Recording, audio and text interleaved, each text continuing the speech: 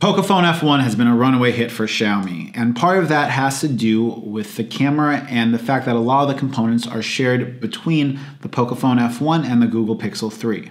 In today's video though, we are going to be talking about some of the key differences between the Google Pixel 3 and the Pocophone F1. Hi, my name is Mitchell. If you're new to my channel, I make videos about the tech I use. And like always, I couldn't continue this YouTube channel without the support of my viewers and people like you. If you want to support my channel, use my affiliate links down below. It costs you nothing and it keeps me going. Also, if you're on Telegram, go ahead and join my Telegram community. Okay, enough talking, let's get into the video. Both the Google Pixel 3 and the Pocophone F1 have the Sony IMX363 sensor. And because of that, a lot of the camera ports and a lot of the things on the software side of the Google Pixel 3 have been ported over to the Pocophone F1 with great success. But there are some key fundamental differences between these two units. The first is the lens. The lens on the Pocophone F1 has a different f-stop compared to that of the Google Pixel 3. And this immediately tells me that they are using different lens setups between the two of them. Now, as a photographer and someone who does video, I can assure you that lenses are the first thing that most photographers upgrade. In fact, if you talk to most people, they'll tell you that the lens has a bigger effect on the overall image than the sensor. Lens choice can affect everything from sharpness, color rendition, field of view, and these are all things that separate the Pixel 3 from the Pocophone F1. Now, the lens of the Google Pixel 3 is a f1.8 aperture, whereas the lens on the Pocophone F1 is an f1.9 aperture. Now, while there isn't a huge fundamental difference between the f-stop of both of these lenses, I know that Xiaomi, in the effort to cut cost, is not going to use the same lens that the Google Pixel is going to use. I know that from the f-stop, and simply because the lens or the optics of the camera is a place that you can go ahead and save a lot of money when you are producing these items at scale. So not only does the Google Pixel 3 have a different f-stop that allows in slightly more light,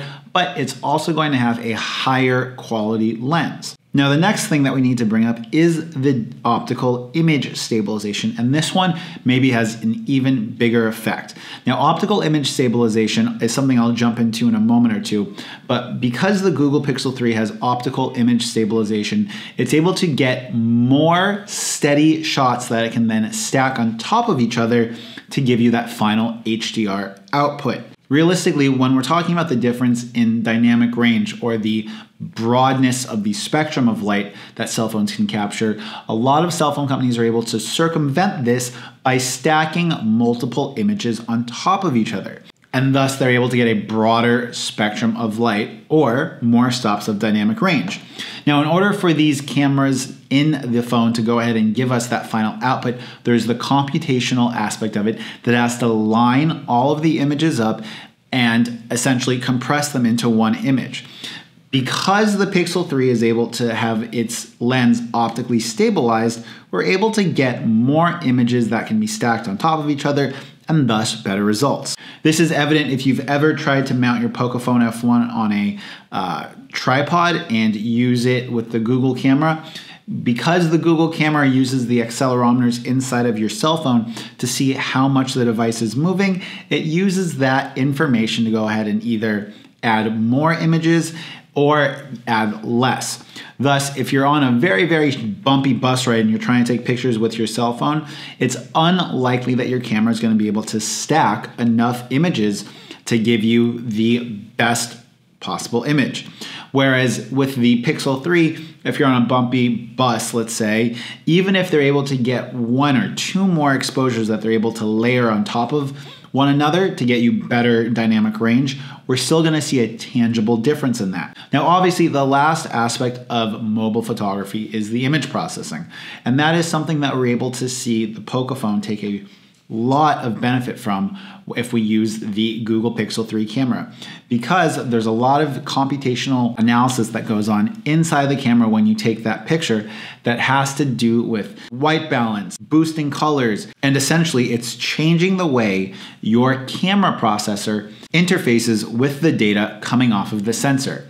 And depending upon the way that you interface with that data coming off the sensor, you can get a variety of images. So these are some ways that the Google Pixel 3 camera is distinctly different from the Pocophone F1 camera. And in my opinion, at least, it's really fantastic that we saw Xiaomi use such a high quality camera sensor unit in their device, because without that sensor, we would have more difficulty using the software from the Google Pixel 3, simply because the signal that's coming off of the camera isn't going to be as easy for the software to go ahead and decode. Okay, that's gonna wrap up this short little video. I hope you guys enjoyed that brief explanation into some of the differences between the cameras on the Pocophone F1 and the Pixel 3.